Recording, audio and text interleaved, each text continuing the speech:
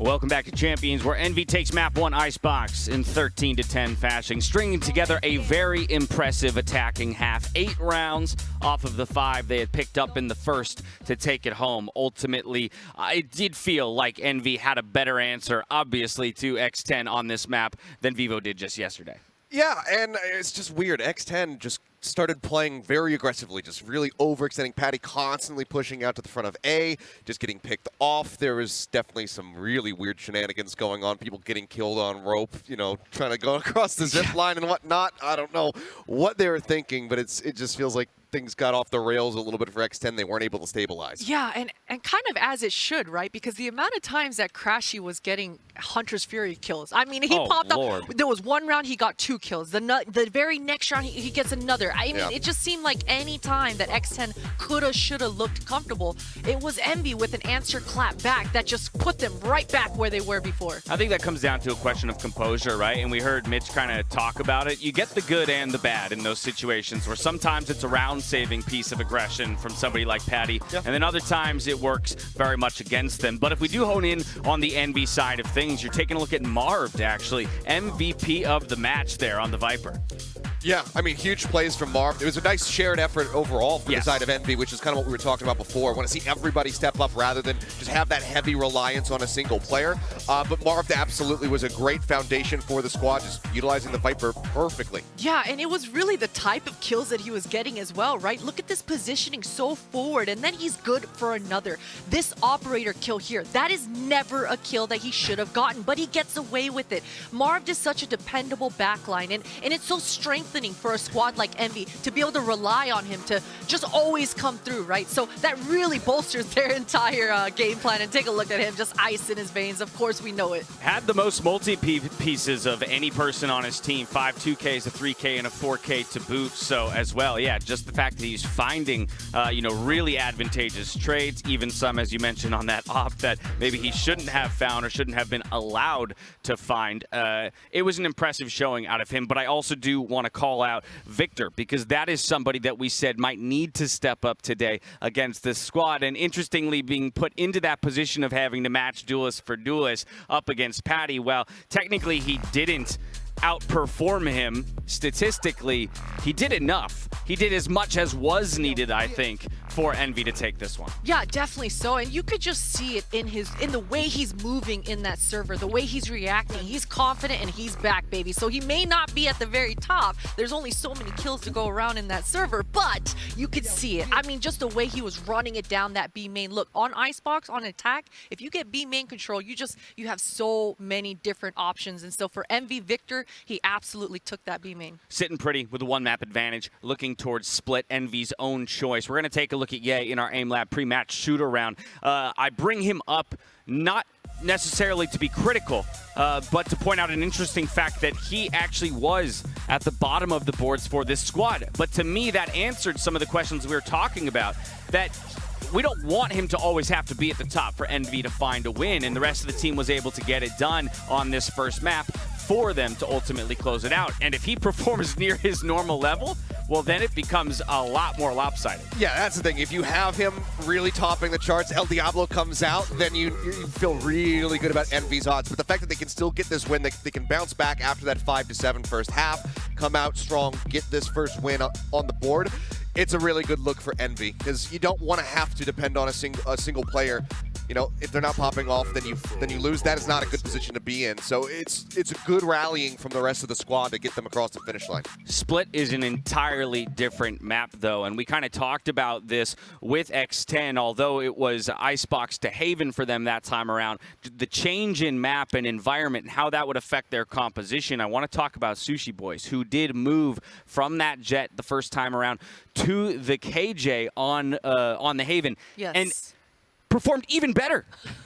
He went from +11 to +16 in his KD between those two maps, so was still hitting the shots, filling an entirely different role on the team. And I think I'm going to continue to look at him if they want to recover in this series. Yeah, as you should. And, you know, I think he might even bust out the jet again on Split. Ooh. There's a lot of questions coming on to Split for X10. Is there going to be a Yoru? Who's going to be playing the jet? And is Patafan going to be on the Sentinel? Is there going to be double Sentinels? These are the questions that are running through my mind for X10. The good news is they got a lot of options. Yeah, I am also very curious to see what they're going to try to do. Do we see the Rays come out? It's been so heavily favored by a lot of squads. There's a lot of criticism when it comes down to running Jet on this map. But we'll see. You know, there's teams that have it nailed down. Ye is, of course, an incredible Jet, so I'm expecting him to be still playing on that. But for the side of X10, do we see Patty maybe shift over, change it up a little bit more? The Reyna also a perfectly fine duelist to have on this map. So curious to see where they go with it. Yeah, I mean, compositionally, you expect a lot of switch-ups in general, right? A lot of Astras getting picked up on Split, where you don't have that necessarily on Icebox. Will the Vipers still come through? There's a lot of questions to answer in that regard. I feel like on the side of Envy, it goes without saying that we generally have a little bit more of a read on what they like to play, but that is kind of the value in the trump card that X10 has to play, right? Yeah. It's the unpredictability when you get into that agent select. Exactly. That X10 will have that going for them, and as you say, Envy, it should be pretty straightforward, right? I think we're going to see Victor hopping back onto that Sky, and again, I got to mention it. It was the Sky that he was a little bit struggling with, you know? There's a different timing when you're switching from a duelist like Reyna, where you can just get away with so much. Then you got to switch to the Sky, and now you got to be mindful with all the utility, and either you've got to set yourself up for these kills and be that duelist Sky, or you got to tee up your teammates. So a lot of communication, and it's just a different pace for Victor. The Sovas typically disappear on this map, so where we talked about Crashies having tremendous value with that Hunter's Fury, not going to have that to play around with this time. X10's going to be thanking the Lord for that one, not having to suffer double kills to an ultimate in multiple scenarios. I think if we did see Crashy stick with it, it would at least be infinitely better than the performance we got out of Bazza yesterday. So I think they could at least have that going for them. But yeah, is fully suspecting that he is going to be shifting, and maybe that'll be enough for X10 to breathe a bit of a sigh of relief, but we'll have to wait and see. But I like what I'm seeing right now with Patty hovering on the Rays, and they lock it. There it is. We will get it. We're going to stick with the Jet on the other side, though. So, you know, the dissimilarities in terms of which duelists are secured, and then the Breach over here for Cruz, I love to see, as opposed to the Viper for Crashies. Yeah, double initiator coming out here for X10. Certainly that should tee them up. And, you know, again, we've been seeing them on the defensive side consistently being aggressive. Hey, now you got two initiators on either side, at A and at B. So that should give X10 some more looks, and maybe this time around come out on top of those kinds of little duels that they're finding themselves in. And they start on the defending side, right? So again, when we talk about momentum and change in momentum, that's where I'll be very curious. How many of the, you know, defensive rounds do they play in some sort of default, and how many do they really decide to take aggressively to Envy? I think every time we see those two on the same side of the map, the Breach Rays combination, you're going to see a really nice little fast hit. Get that fault line out, blast back in, try to get on top of people, play it like Bunny. He might not be here in person, but he can at least be with us in spirit with through some of the aggressive Rays plays. So with Patty piloting it, I'm fully expecting aggression. I do think it's important, though, to recognize that, once again, this is a map that Envy should feel comfortable on, and one where stylistically I think it plays even more to their advantage. A very strategic team. We'll see how they set up on it. This is do or die for X10 if they want to stay alive. For Envy, it's one map to wrap it up and claim a top 8 spot. Mitch and Tom, take it away. Could we be seeing another North American team in the quarterfinals? God, I hope not.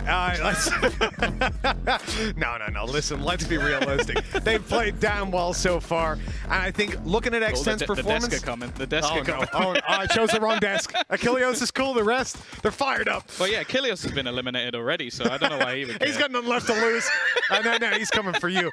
Well, let's get security around the caster area. We're about to jump on into Split. X10 versus Envy, map number 2. And this is the choice of Envy, their home turf, as they look to close this out and claim their spot in the quarterfinals, in the playoffs here at Champions. The pistol will see X10 on the defensive side, and I'm already looking at Patty. Why has this guy got that many shorties? He's got 2 shots. No, he's a lunatic. Like, I just don't understand. He's just like, one shorty, that's not enough. I need to be able to drop it, pick the other one up, and then have another shorty. Which is exactly... He's switching between the two of them. Honestly, they're going this way. They are. If he gets Crashies. 2 kills from this, I'm going to lose my mind. Crashies, you don't know what's waiting for you on the other side, brother.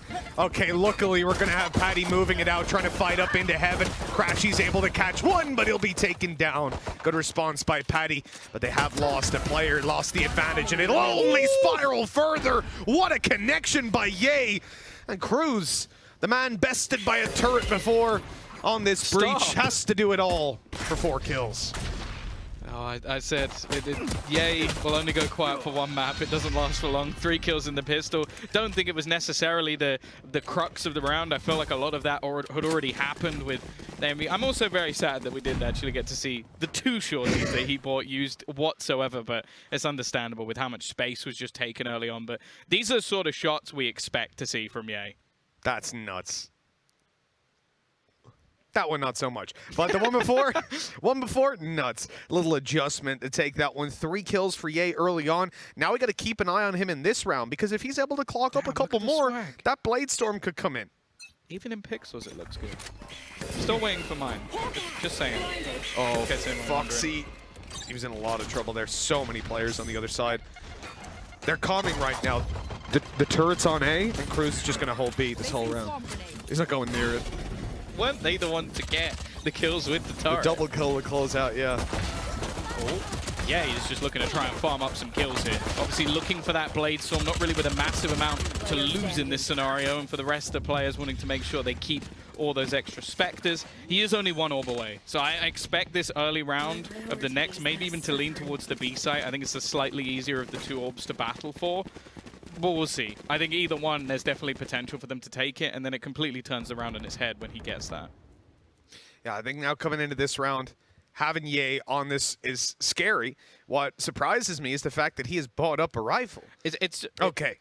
Nope. He just wanted to change Different what rifle. I guess it would just be if he gets a kill with it, he'll just drop the gun and then drop play it the to a Blade Storm. teammate. It's not a bad idea. Still gives you that rifle to play with in the early round as well. Makes it much more likely he ends up at the Blade Storm, so yeah. I think also the other thing is you might expect your opponent to counter you based off of that alone. And what's the worst thing that happens? You lose this round, say they just get blasted out of it flawlessly, well, then use your Blade Storm in the next. Exactly. Doesn't matter, you've got no money. Yeah, and the rest of your teammates will still have enough to buy rifles. So it works either way. They've taken some mid-control already, and I don't think they're going to be expecting a rifle to be on the other side, so they might be a little bit more aggressive than you'd normally see. Now, he's going to bypass a lot of the utilities already been placed, and then comes the Blade Storm. Updraft, easy kill for Ye, and this bonus is looking deadly already. He's already in their spawn after dashing in, and they don't expect it, but Sushi Boys can still make the connection. Up in heaven, they'll return another, and X10 are not down and out of this round just yet. Out in the open, the plant is found, but Crashies is left in a bad spot, trapped on the backside. FNS waiting for his moment to strike. He comes around at just the right time to take the double, and the 3rd round for Envy. They came into this with just 1 rifle, but they leave with a 3rd round and 2 rifles. A nice little double up for them. Yeah, these are the sort of plays we expect to see from Ye all day long. Opener, easy kill onto the 2nd, who's just unable to correct the aim at that point. And, okay, sure, he doesn't manage to shut the other 2 players down. And they actually make this one relatively close, but you have to put the context that this was a bonus round. And in that time, the rest of the players have managed to retrieve some rifles. So, big round for Envy, off to a flying start. And while the response... it's not going to be much. A few pistols here and there, a Bucky. Yeah. A Bucky is the interesting one for Scary. That's not going to be seen every day. But you heard it there on that little replay. If the people at home caught the voice lines, the players getting excited, they're hyping Ye up, right? They're giving him the wind in his sails. That's just, come on, man. You can't just do that to him. I warned you. I said the 1 quiet map, then it comes back, and this is the problem. They didn't win the map where Ye was quiet, so now they're screwed. And dude, let's talk about the agent that he's playing here. What's the one excuse we always make for a Jet when it comes to this map? Is like, oh, attack side, you're just cannon fodder. You're first guy in, you're getting torn apart. And he is first guy in. He's taking contacts in all of these rounds, and he's 8-2 right now. And this is up against, sure, not the strongest of buys, but it's still just ridiculous to be finding that much space. The Bucky, once again, not going to find anything after being retrieved. A cursed weapon, perhaps, is Paddy and Sushi Boys. I mean, they don't want to save here, but they're hoping that Envy will push into them and allow them to drop a rifle or 2. But in the end, it's a flawless round, a massive moneymaker as well for Envy. Yeah, that is the thing. With this Prime Gaming Flawless, you're going to look at Envy's finances and they're just off the charts. They want a bonus round. They pick up 2 weapons. They also then go into this next one and don't lose a single player. Like, they're going to have so many credits. And a lot of the time you talk about this map, you talk about the attacking side actually being the harder of the 2. Yeah. So you already being 4-0 up, and now we finally might get to see a response. That's super dangerous because, well, I have a lot of faith in FNS as a leader. I don't see a streak of 8 rounds in a row going the way of X10. In fact, I'd be more confident in Envy doing it. Yeah, and from this point, that would be pretty terrible. But one of the biggest problems for X10 now is going to be slowing down Envy, right? Whenever Envy want to take those hyper-aggressive and explosive pushes, they haven't been challenged so far, and so it's only going to allow them to feel even more comfortable. This is not a team under pressure in the slightest. They held a default in the early round. You saw that Crashies was waiting outside of A, but now they'll group back up around on this B site and look to force some duels. I like the idea. Pot flash at least gives them information, even if it doesn't garner the kill, and so they'll at least know that there's a couple of players here. I will say they've somewhat rotated off, but coming back to try and support this as we see all of the stars going down onto the floor. Good positioning, but again, he just pops off with a double opener. Going back for a little bit more. He's just dominating at this point. He gets rolling, and he's very, very difficult to stop. 2 players remaining on the wraparound. Marv is waiting. He's heard all the footsteps, just watching, but he still loses the battle. Yeah, that's going to be Cosmic Divide online for the next round, at least. Some small consolation. The 2v2, the steps heard up close. The flash goes around the corner. FNS wants to force the duel. Foxy never ends up popping it. And now, oh, you're in trouble. Sushi Boy's traded out. Ye looking for the ace. And it's going to be found. 5 kills for Ye and 5 rounds for Envy. We said it would be hard to stop Ye once he got fired up like that. And he's now leading the charge 13-2. That is absolutely obscene. I think he has more kills than his entire team combined. I think so. And I don't want that to sound as like an insult to the rest of the team. It's just the fact that at this point, 5 rounds in, he is still averaging over 2 kills a round. Matching. Like, He's this is literally ridiculous. You look at that, like, look at his response. After he kills 1 player, he doesn't sort of fall back. He doesn't give X10 any space, hide on the side and go, oh, hopefully I can play the time. It's like, oh, I've just killed 1. I know the other player's in main, so I'm just going to swing on him and kill him. And he did exactly that. It's ridiculous. This is a man that needs to put no thought into the game at this point when it comes to those duels, right? He doesn't have to think, oh, well, does he know I'm coming? Like, can I mind game him? No.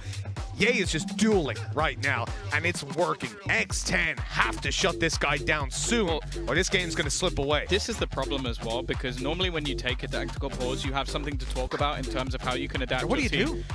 The fact is, well, other than Ye in this round, they did everything right. They traded out every kill. You saw the rotations come in and win the battles, even on the players watching the flank. FNS goes down, turns it into a 2v1, and Ye goes, oh, sorry, I'll go back to killing people now. And the other side of it is that Marv was sat inside B main. He sat in his astral form, being covered by his teammates, waiting for the rotate to come around from Crashies, who was holding the A side in the early round. They have their timings down perfectly. As soon as they're grouped and ready in B main, bang, bang, bang, 3 stars are down, Heaven's Sight and Spawn. As soon as they're down, they're basically ready to be activated. He goes along, smokes off Heaven. His teammates are coming out. That left up in Heaven, Cruz trying to pop a flash and try to help his teammates, but he couldn't really do anything. They lost their sight line, leaving 1 guy on the site to get isolated. That's disgusting from Foxy. A double opening, he's going for more and runs out of ammo. That's the only reason he falls in the end. A good attempt by X10 in what is usually a round that is not noteworthy in the slightest, and yet they're now into a 2v2. Shooting ducks out of the sky. An incredible couple of shots, but the fact is, you now look at the advantages. It still favors Envy for now, at least in terms of weaponry. Now, there is close a showstopper online. You could say the same as well for the Cosmic Divide, although I don't know how useful that is going to be, at least in this round. This is patient, though, for X10. It's all happened so early, they can just wait this one out and hope that when they go for a plant, they can try and swarm the other player. You know, the best part about it being so early, Tom, Patty still has all of his utility as well. That could help a lot with the fact that someone like Marv is this low on HP. He's not 1 hit to the Sheriff, but a well-placed nade could take him down. The plant now being attempted. In comes the nade. It's going to bounce back, and he's going to be sucked in towards it. But luckily, Marv escapes, but he meets the Sheriff of Patty. The showstopper finds the final kill of the round, and X10 somehow put the first on the board with pistols. Do you know what the incredible thing about that is as well? Normally when you see these sort of rounds with pistols, you decide to commit ultimates after you've already done something. You go, okay, sure, we've only got a pistol, 2 here, don't know how much we're realistically going to be able to do. They used a Rolling Thunder, like, straight away. I don't know how they had the balls to just throw that in, but I respect it out of the side of X10. Also, those shots from Foxy were disgusting. Yeah, he was still falling through the air, and hey, they managed to find a round out of absolutely nothing. It did, however, revolve, well, just shooting Ye in the head within 10 seconds of the round. That's the thing, right? If you don't kill him at the start of the round, you're in a lot of trouble based on what we've seen so far. Yes. And that's such an easy mental reset for Envy. They come into this and say, hey, you know what? Ye, just go and do it again. You know, you're 5 for 1 in those kind of fights, but now 5 for 2 as he gets shut down again. Okay, I like it. Again, the fact that X10 are not shying away from these duels anymore just shows how their attitude as a team, the timing, okay, even while completely blind, they actually managed to trade this back fairly even. Now, the spike's been dropped by Patty. He hasn't stopped pushing, and he's going to take that control. There needs to be a response here, and Cruz finding the kill turns things on to Crashies. That's going to be tough. He's picked up the spike, but he's been spotted doing so. Good swing, but look at that. Gorgeous utility coming out of their Astra to allow Patty to close it out. 2 on the board. X10, oh, they're doing the bare minimum. They're getting their foundations built in this half. They did let Envy have quite a lead to start with, but it's still salvageable. Yeah, the only worry is, though, 5 rounds, although definitely if you talk about momentum, everything else surrounding it wouldn't be ideal for Envy, but it is definitely enough. So we're now looking at X10 and saying, minimum I really want from a defensive side is 6, and that's the minimum. You know what? I think when it comes to a LAN event like this, it's very different because we have that 3-minute break at the halftime. Yep. Momentum playing into the second half normally means there's like a 40-second break. Now all of a sudden you got 3.5 minutes. That's basically like a different game, essentially. So I don't think it can be as punishing as it normally is. That blast back not quite helping in the way he hoped, but somehow he only takes 40 damage. Fair enough. The fact that no one is dead here doesn't make a lot of sense to me. Yeah, he's popped his Blade Storm. Now, of course, he would only have a pistol here. There was a mark on my screen. I thought he just fired two knives into a wall. I was like, what's going on with Ye? He's really lost his touch. Crashies is already down. Good trade, though. FNS here to help. We saw Crashies holding this A push a lot in the early rounds, but this time he's got backup, and luckily, it's the one time he gets challenged. Yeah, this is an adaptation again from Envy. They're expecting these sort of pushes now, not taking anywhere near as much map control as they were in the early rounds. I talk about how Ye was basically in the site with like 20 seconds. Instead, they've slowed it down. These are the adaptations that we highlight when we talk about this Envy squad. The thing is, though, they are starting to run out of time. And because X10 have found a pick and fallen back, they're not really going to be taking too many more risks. Now, the lockdown looks like a bait. And I think it is. Yeah, look, Ye's going to go in and take over control, move towards the A site. This is so dangerous. Sushi Boy still has a lockdown to play with. There's 15 seconds left on the clock, and I think it's just about to be deployed. Ye's caught in the open. 10 seconds to cross over and get that spike planted, but Sushi Boys goes out. He forces the duel. Luckily, Cruz is there to save the day, and there's no way for this round to go to Envy. Well played by X10 as they find 3. Yeah, this just comes down to a scenario where you're trying to outbrain your opponent. You're playing the time incredibly low. You're throwing in a late lockdown, and it didn't really pull enough of the rotations. You could see on the other side of things, they were just patient and just waited. There was still at least one player and a rotator of Cruz available, and, well, that was the big part in the end, because I don't think they expected the second player to be that far forward. So after what has been a blitzing start out of the side of Envy, 3 rounds in a row now. No surprise, there's going to be a pause on the other side. Yeah, I think, look, we talked about the easy mental reset that Envy would have in the first round that they lost. I think it's the same in the second, but that round right there was sloppy. That was one that they did not have the plan. They were trying to bait X10 into those aggressive pushes that just didn't come through, and they didn't have the timing right, really. Because then they're left with 15 seconds. You got to just run at the site. You got to try to get in there and plant, and there was still so much utility to deal with. So it makes perfect sense that they're calling this pause right now. Try and reset themselves a little bit, and don't let X10 have the lead, or take the lead back at least. I think that's another thing that, again, when talking about X10 that has impressed me throughout this tournament, they don't seem easily rattled. It might just be because, as we saw from some of the interviews, their expectations were not as high as some of the other teams.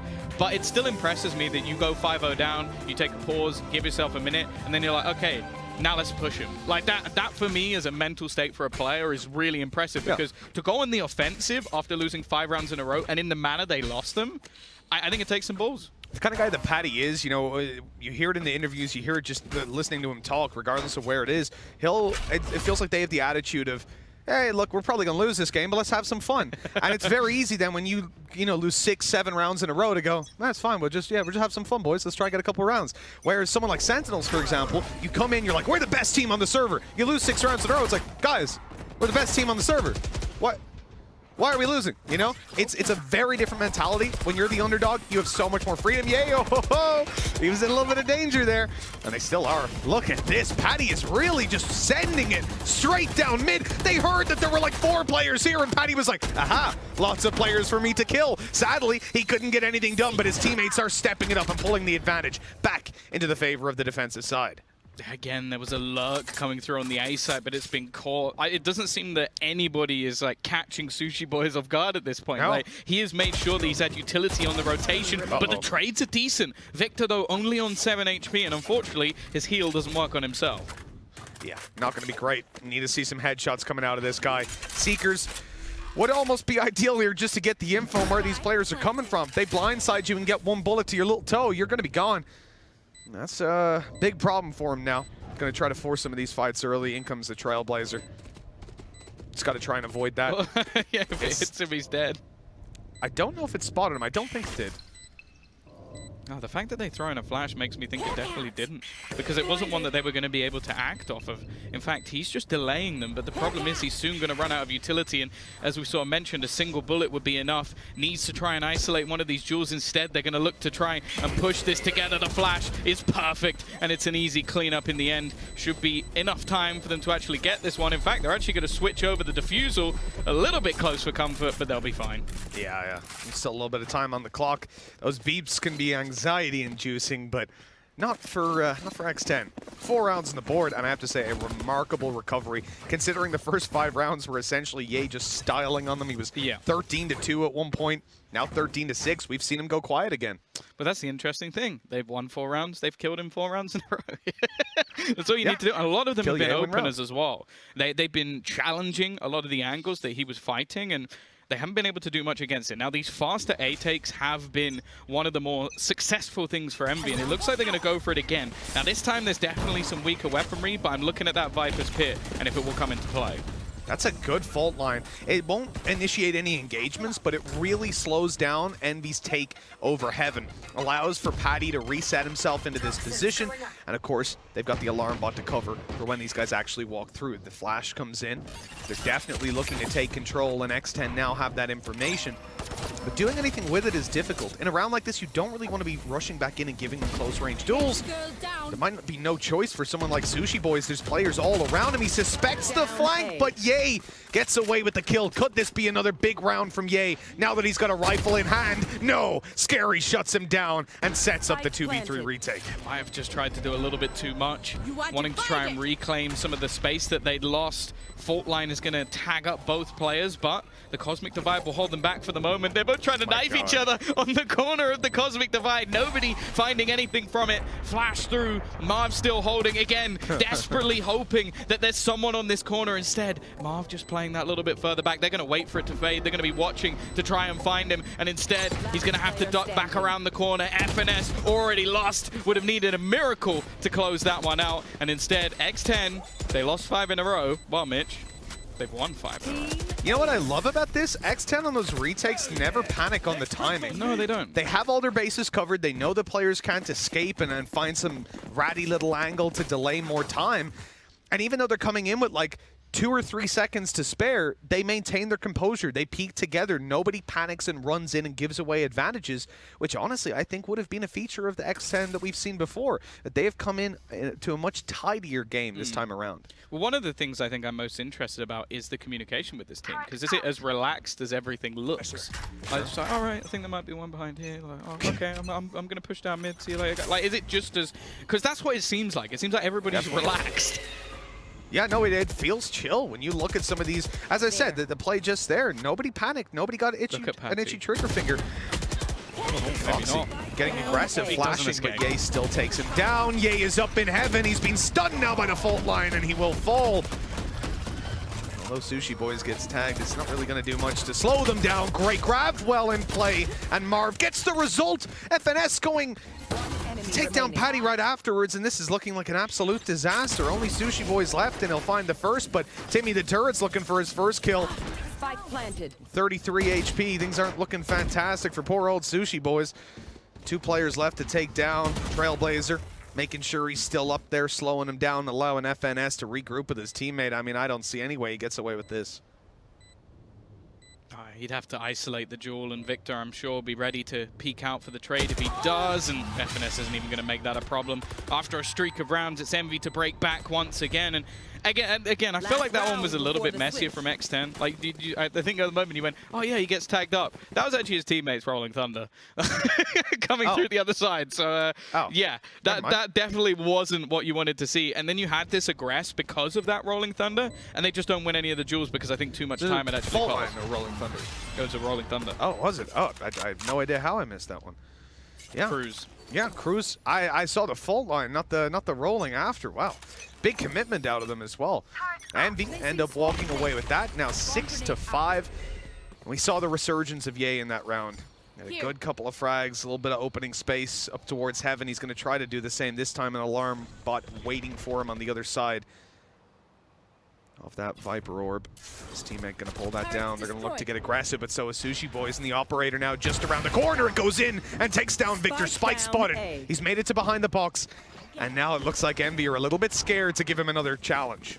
Yeah, the thing is, unlike a normal take, you've got Crashies available with his Viper's Pit, and he's actually going to use it deep in towards the spawn. They counter it instantly, though. They got lockdown that they're just going to put into place and force him back out. They're going to try and take the fight while they do this as well. Foxy, though, only going to manage to get one.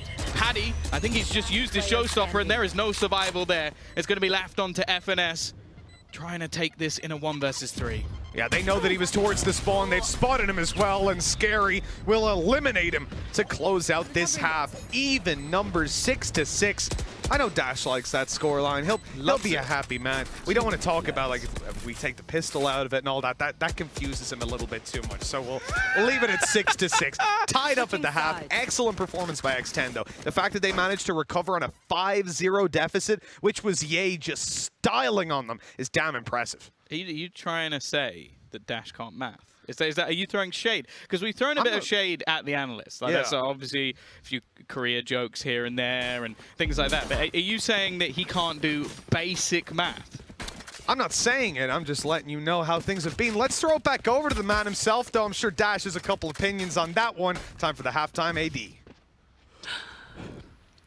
No confusion over here, Mitch, on this one. Dead even. 6-6 is the score line. I gotta be honest though, the way those first 5 rounds broke down, I did not expect this to be the way that we came out of the half. It was looking like a Ye show to start off with, but man, this entire first half was filled with just exciting plays back to back to back. Let's just think about that pistol, Patafan. He had 2 shorties right in front of him with the classic. That's 3 weapons for him to start off with. Sure, he didn't get anything going, but the man has a plan. I was going to say, I wanted to see that so badly come to fruition, but it just absolutely went nowhere. But it's that kind of creativity that you love to see from X10. Could have been the birth of a new meta, the double shorty meta on the pistol round. But Ye was absolutely popping off early in this game, and that's the person we pointed to at the bottom of the boards for Icebox. Over a 23-round map in map 1, he put up 11 kills. In 5 rounds, he was at 13 in this one. Obviously, he cooled off a little bit from there, and that's where we have to have that conversation about how X10 completely changed the tides of momentum and put 5 together themselves to even it up. Yeah, and right in the nick of time, right? Because when a player like Ye starts to get going, and he can absolutely just single-handedly take over an entire map, and that's almost what happened. But as you say, Dash, X10, they had an answer, and that answer was Patiphan, right? I mean, he was just everywhere.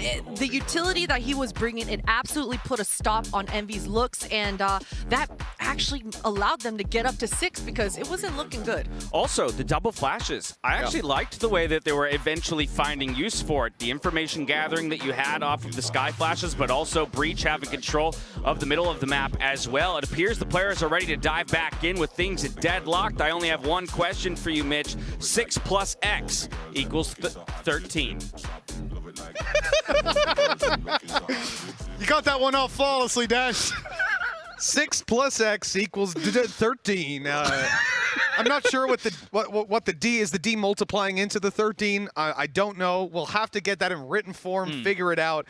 You know, we're trying to throw addition his way. He's really coming back with some algebraic conundrums. I appreciate that. I'll tell you what, one of these teams is going to make it to 13, and we'll see which one it is right here and now. Envy looking 7. Is it 7? I think it might maybe 7. Just do the show you're working. Okay. So we're looking at Envy. If they win this on the defensive side, the generically easier side when it comes to split, they will be walking away with a spot in the playoffs, and X10 will sadly be sent home. If not, if X10 win this map, we're going all the way to 3. And here in the pistol, you're going to see X10 take it slow to start with, look for aggression from Envy, but eventually they got to make a move, and B site, clearly their preference. And they're going to come up against a Viper screen, a lot of utility, and a nasty trap that's been set. Marv holding the back, and straight away they have to try and switch up their plan, but there aren't. Well, there isn't a full rotation. You can see that Ye's currently waiting. In fact, the fallback already from FNS. They basically just lost this early man, and on the other side, Envy have lost nothing. Here. I think for Envy, sitting down like this, it's not a comfortable position for them. They like to take the fight to their opponents. That smoke blocks off Gate for a moment. Now they're swinging into him, and he'll just bail from that fight. A bad idea being chased down like that. He's trying to fake that maybe he's moving in towards the spawn, but he's been spotted now just down below. Sushi Boys eliminates an FNS on the backside. Isolated, a man on his own, but they have no idea that he's here. Luckily, Sushi Boys is still watching from above. Yeah, they've turned this back. That said, it was looking pretty dangerous, at least initially. Victor has gone running through, but the flash is perfect. Foxy leaving it so blind, and what started so well for Envy has fallen onto Marv. A 1 versus 4 to try and turn the tide. Chances, well, seeing slim to none. Well, they are just watching for this. I don't see a chance from this at all, Mitch. No, I don't quite think he's going to get that one on the board, and it's fitting that Sushi Boys finds the final kill. Now up to 7. X10 claimed the lead, and I have to say, after the first 5 rounds, this was not a reality that I imagined, but 7 to 6. Speaks well to the fact that that calm, cool, and collected attitude of X10 pays off in moments like this, where a lot of other teams would have really gotten in their own head. These guys sit back, and I bet Patty's just in those timeouts they're calling. He's sat there going, guys, it's all good if we lose this. Yeah, don't worry. We shouldn't have even beaten Vivo. We didn't expect to be here, you know? That's his words, by the way. For anybody wondering, this isn't just Mitch like I'm not just going in on Patty. shade. Yeah, no, I got hella love for Patty, but he doesn't have hella love for himself apparently. Underrates his own team, but that's the way to play sometimes. Oh, we're seeing a difference in Scream thrown down by Envy, giving them a little bit of extra space to play around on that A site, and well, the investment minimal. Yay, having the Sheriff. Other than that, it's just a few pieces of utility here and there, but this should be a clean one from X10. I think if they lose too many players, then we start to worry a bit. Yeah, most definitely. Again, a moneymaker round like this can really set the tone for the early half and build the foundations of what can be fantastic scoreline for you. They're using a lot of utility, but it's all a fake. Yeah, going back towards mid. I was going to say, really not making use of that util on B, but it's because they're trying to bait these guys into pushing in from behind. Nice shot by Ye, but that's all he'll get away with. Just the 1 kill for now. Anything else Envy get? Kind of a bonus from here. Oh, okay, I like it. The jump across to bait out the spray. Come on, 2 kills is already pretty decent. He's got a sheriff.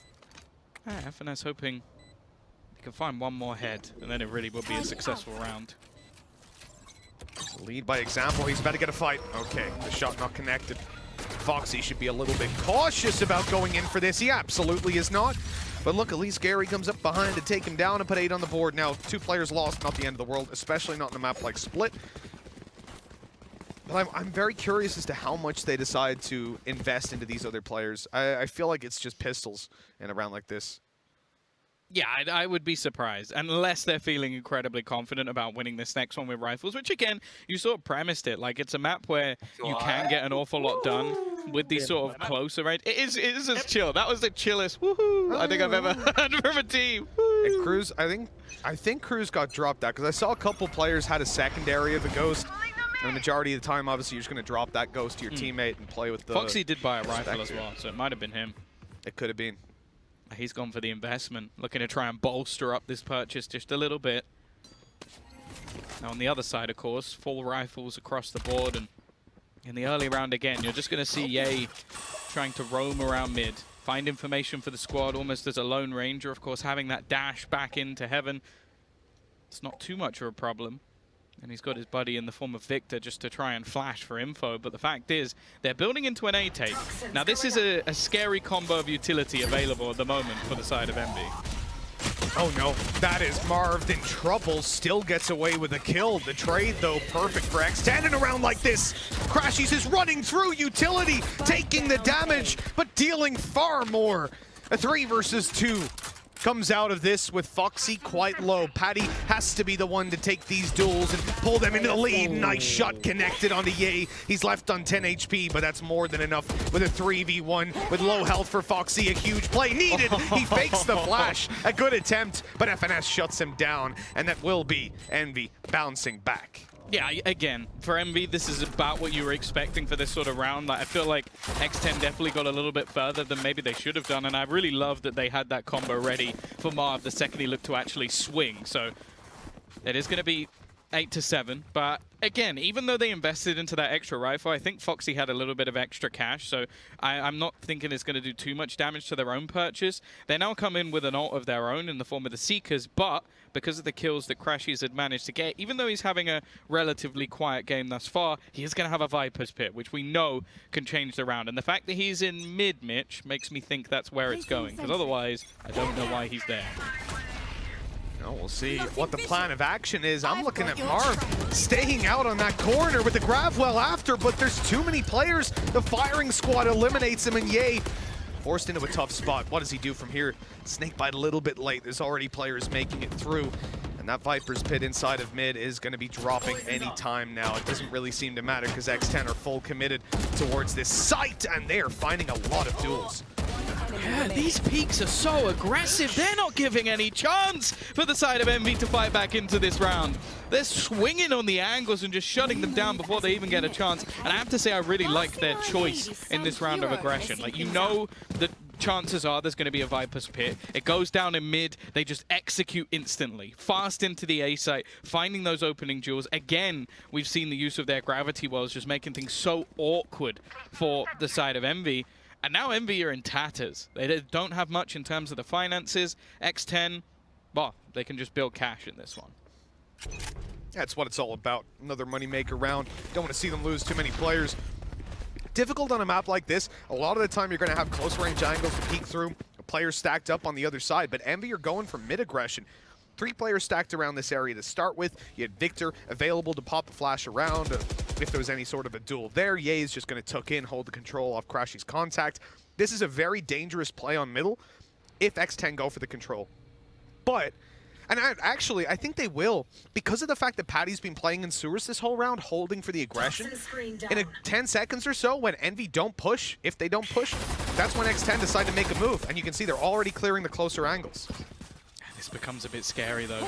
You got the screen, you got a pop flash, you got a few piece of utility that could make them vulnerable. I am starting to worry that this could be a costly round, but with 50 seconds left, they don't have to commit off this. And they've actually managed to force pretty much every player off the angle while Sushi Boys starts lurking his way through into A. Now, the timing could actually favor Crashies a little bit here, with at least getting himself a kill. The problem will be for Ye, because he is likely going to have no idea. Oh, it's a 1-4-5. You never want to see it. And there you go. Ye had no idea that someone was that far forward. Yeah, good job by Crashies to at least finish Cruz off in the end. He got the 5. That final 5 HP dealt. But at this point, you don't really expect anything from this defensive side. They're being boxed in and pressured on with FNS again, trying to deal some damage. Honestly, for him to just tuck in a corner and wait for them to run out might not be a terrible idea, but the reality is they've got full control over the spawn, so why would they go towards him? So now, well, with the rifle in hand, you could even save if they don't come towards you, so it's not the end of the world at all. In fact, I reckon that's what he's doing. Yeah, and then maybe even able to catch a couple on the exit, depending what direction they go. Now, I'll be a bit disappointed if they do go back this way. They won't. Just considering how far forward Foxy is. No, they won't, Sushi Boys. They won't. You have ult, Sushi. He has ult. He has ult, and he goes for that kind of a peek. I'll be honest, that is my pet peeve. When you have a player who's going to risk a weapon, you want it to be someone that if they lose the fight, you still maximize, right? Yeah. Min-maxing in the smallest possible ways. But it's like, Sushi, if you go there, you die. He's maxing his confidence. Yeah, giving a free ult orb away with no return. It's just doesn't make. Even if you kill him, it's like, okay, you've killed him. Nah, but he's gonna just. You've got nothing for that kill, and he's got an ult orb. Is gonna give him enough confidence to win in this round. No, no, I'm not taking it. I don't like it. But it's I don't know. I think Lothar would agree with me in this situation. I doubt it. I doubt he would. He's just ripped out half his hair from that comment. I'm pretty sure he's on my side. He's sending us voice messages right now. How dare you besmirch my name? But no, I think it's a tiny point. It really is. It's a pet peeve, as I said. You always got to make it a big deal, don't you, Tom? Yeah, I just got to try and annoy you as much as possible. Hey, you know what? You're an expert in that. I am. I'll give you that. Maybe that's slightly above Valorant. I said earlier that Valorant was #1. I think that might be the top, and then just a little ruining bit my down. day, and then and then Valorant. then Valorant. And then Cake. And then no. Then fitness. Yes, Come on. Sorry, my bad. Evidently, Then Cake. evidently, fitness comes above Cake in both of our books. As you can tell, we are jacked. We are the poster boys for fitness. Absolutely. I heard we're doing like a Fitness fireman is calendar. Cake in my mouth. That's what it is. Oh my God. Right. Well, let's move swiftly on from that.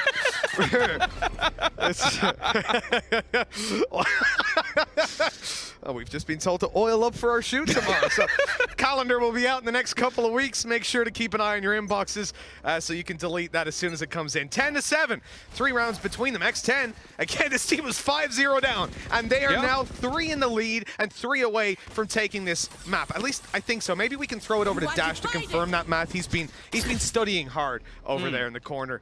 I think we'll No, I think that's actually a coloring book. Oh, is it? Oh. Either way, we're going to have this Cosmic Divide allowing them space to put a lockdown. I like this strategy, but it's not great. Sushi Boys has pushed straight through and already managed to find one. It's going to be that pickoff.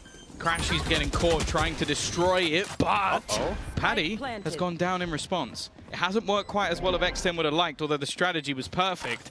Now we'll see how the retake comes through. You just saw that Cosmic Divide being set up. That's going to stop anybody from peeking in from that back angle. Cuts off a lot of the range that X10 wanted to play on. 2 players affected by that and put into poor positions. Good thing is it's a Sky on the other side, so you can see Foxy just flashing through later. Cruz needs to win this fight to maintain control over Heaven. Scary. Foxy, Sushi, everybody's falling. Cruz is now the last man alive, and sure, he'll keep Heaven control, but he needs to stop the spike from being diffused.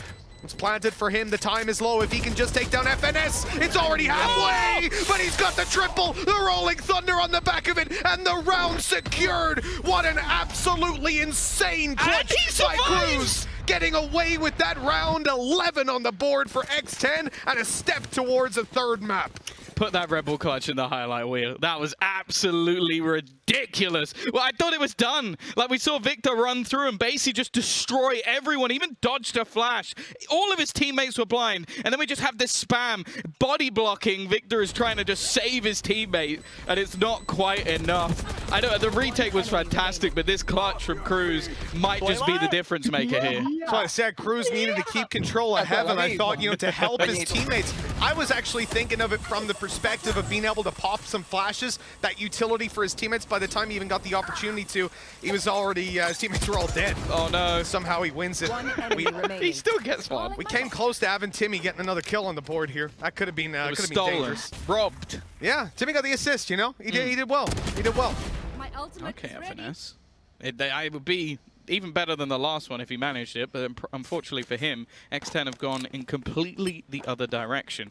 Now, the ult orb doesn't really have any value because he already has his lockdown, and you can see already X10 not only clearing the site, but making sure that they have every other spot held in case he tries to go for a rotation. Now, chances are he's not going to. You want to know the most important thing, though, Tom? Lothar just texted me and said, I agree with Mitch, so that's unfortunate for you. You've been played. It's almost like I might have known that was the case. No, not at all. You've just been embarrassed on live television. How do you feel? Yeah. I feel 11 out of 10. All right. And Dash is going to tell us what that is in a fraction after this one. I don't think he's got to fractions yet. Don't put too much pressure on him. I imagine the fraction would probably be 11 out of 10. Match point. It's a good call. It's a good call. It depends, though. Are we talking proper or improper fractions? I mean, let's not go down this road. We can go all day. I was always told never do math on air, and we have not done that this entire cast. No, I think we've done the exact opposite of that, actually. We've gone out of our way, really. I'll tell you what, though. I'll give you some simple math, right? X10 plus 1 round equals X11. No, it equals 13 in this situation, and that would be a map 3. An absolutely unbelievable comeback from this side. The relaxed attitude, the mentality really showing some dividends here and now. And Envy have got to find 5 in a row to bring us to overtime to fight for this. Their map pick, mind you. They have to find 5 in a row again. Again, yes. That's the terrifying thing. And after what was a solid first half, it has completely fallen apart on their defensive side, which, as said, for most teams, is normally where I expect the majority of the round. So it's a huge step up on the other side. Sushi Boys again. I think it was Dash who highlighted it on the desk. Or maybe, I don't know. Somebody on the desk said it. He does better on the Killjoy. So there you go. I can't remember. My memory's gone. We're not talking about math anymore, and we're going to have the push going in up mid. We're subbing Dash in. We're subbing him in. Get him over here. 5 rounds between them, as we said. 40 seconds on the clock. X10 still haven't decided where they want to go. They're leaving their options open. A lurk outside B and A, and they've already managed to bait out a lockdown. They're trying to destroy it. That kind of indicates that they're going B, but it doesn't look like that. We've already seen them take Vents control. They're clearly setting up for a late round A hit, but Envy haven't rotated. You've still got Marv and Crashies sat on the backside, but they're going to be spotted. The Seekers are coming in. They've even seen Victor rotating into position, but there's no time to change direction. They've caught Crashies on the backside. They know that Marv is here too, but there's very little time. They need the plant. All Marv has to do is stop it, and they will get it done. Envy have taken this round, and they will take one step closer to an overtime at 12-8. A big round. I like the fact that they had the little bait and switch, and even with the Seekers, I felt like it was so much for X10 to try and work out, to calculate in those last few seconds, that Marv was able to just sit by and sneak through with another high-impact round. 12-8, as you mentioned, it's not too far away, but we really haven't seen much. It's been few and far between, and you could see at the end of that round that X10 were happy, or Scary at least, was trying to get extra kills just because he wanted to damage the purchase on the other side, which is exactly what he's done. Crashies is left with a Spectre for this, so it really is still a pretty detrimental position, and in fact, even in the next round, X10 would still have a bye. This is truly incredible from X10 so far, but they still need to close it out. 4 opportunities to do so from this point forward. Patty just one away from getting that showstopper if they give him a kill right now. I'll tell you what, I think the round is over if he manages to find it. Hell, even if he gets that ult orb. And he has. He's on his way out. Oh, the showstopper early fired off. Nade towards spawn, but it's got them the space. It's bought them control alongside that lockdown. Huge commitment from X10, but they have the reward of presumably a plant. Yeah, nobody currently within the site, and they can set up for their after plants with still a decent amount of utility available to them, especially in form of Killjoy.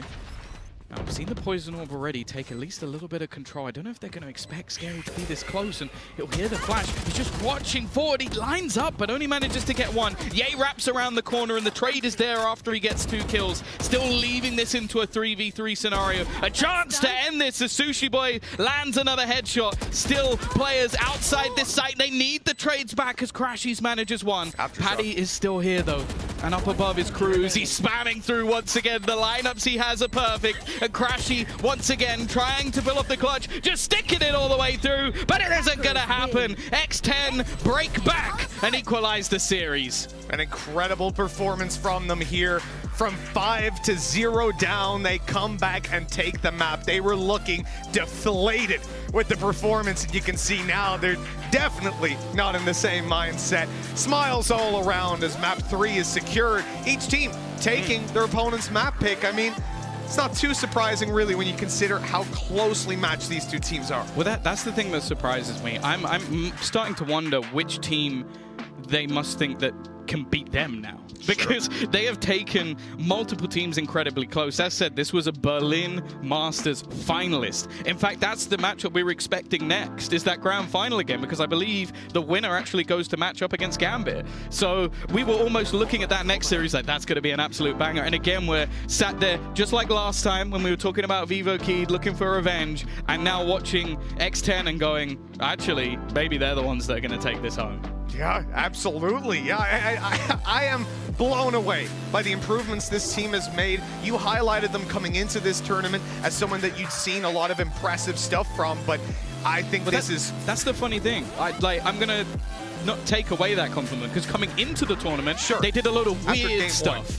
After the first game versus Envy, I was like, okay, they have some cool ideas and some cool things that they're doing, but they still lost. Now we're starting to see that they have these cool ideas and it's working versus big teams. Now that's the difference. Yeah, absolutely. I mean, when you told me, like, these guys, I think they've actually got some potential, I was like, okay, we know that they do individually, but let's see what they can do team player-wise, and from what we've seen here, they can do a damn lot. Incredible stuff, and you gotta say, huge shout out to Sushi Boys for having a life game when it came through to this map of Split. Now we've got an opportunity to get one last map in the group stages. It wouldn't be right if we didn't go all the way. Considering the games we've had here at Champions, it is nutty to see how close they've all been.